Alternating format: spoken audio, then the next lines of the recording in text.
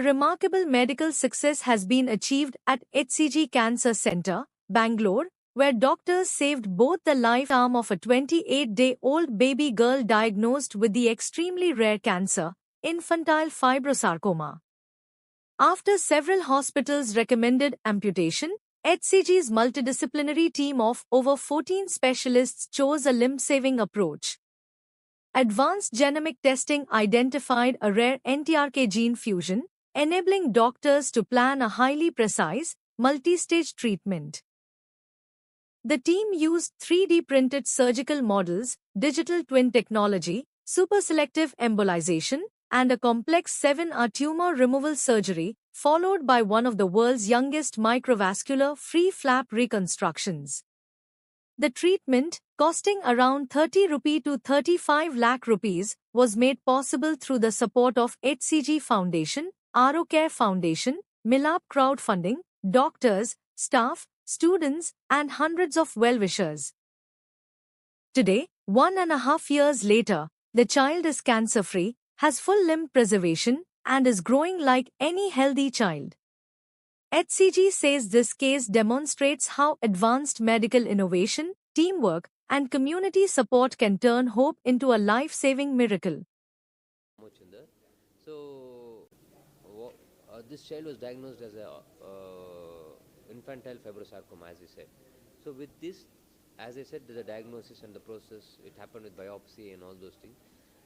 So when we started, after working up, as I said, it took about 1 week of surgery of various specialities. It could be embolization, it could be limb salvage surgery, it could be microvascular flap, and it could be follow-up. It took about a 1 week plus time in the theatre itself, means on and off from ICU. So after that, another 2-3 weeks the child was in the hospital, and it also took a pediatric oncologist to make sure that the diagnosis was correct and genetically it is positive. The genomics wise, it's called NTRK positive tumor. So NTRK is a special genetic testing which is shown positive in this child, and that came positive, and that similar that genetic targeted drug was planned. It's called entrectinib. So once after that, she was started with the physiotherapy and activity gently, and one day I think the flap, the coverage started failing. If it fails, the whole hand will be gone again. In fact, we took, we thought we lost it in the middle, we lost it. But anyway, I was always thinking that child will always, the children has got more robust healing power than any one of us. So I had that faith. So I said, let's wait. So over the next 2-3 weeks, I think the child recovered. Yeah, and the funds, regarding to the funds, right? When it comes to the funds, we raised it through, one is very well informal. It is not like a apps and all those things, that is one. But more of it was informal. It is just calling them and making sure that I need some money. So that is one way. And number two, through many existing foundations. And number three, hospitals, the discounting that. For example, so I always say we have to solve it by 3-4 ways. Number 4, I even told you write it to MPMLA funds. Even if they give 10%, it's okay. So adding, that is 10%. Then, how much the patient can afford? So you can afford 10%. You afford. How much the doctors will give discount? 10%. Let them 10-15%. So all those things, if you add, everything is solvable.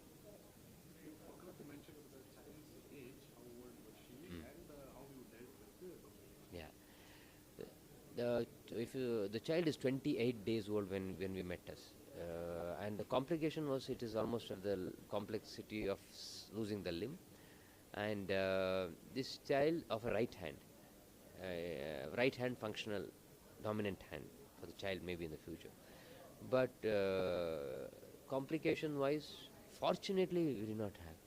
It's post-operatively.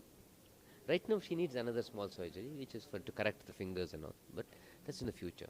So apart from that, I didn't see any, nothing, something which I can really tell it is a complication. Small things, infections and all, which is all okay, everybody will have it. It's settled down.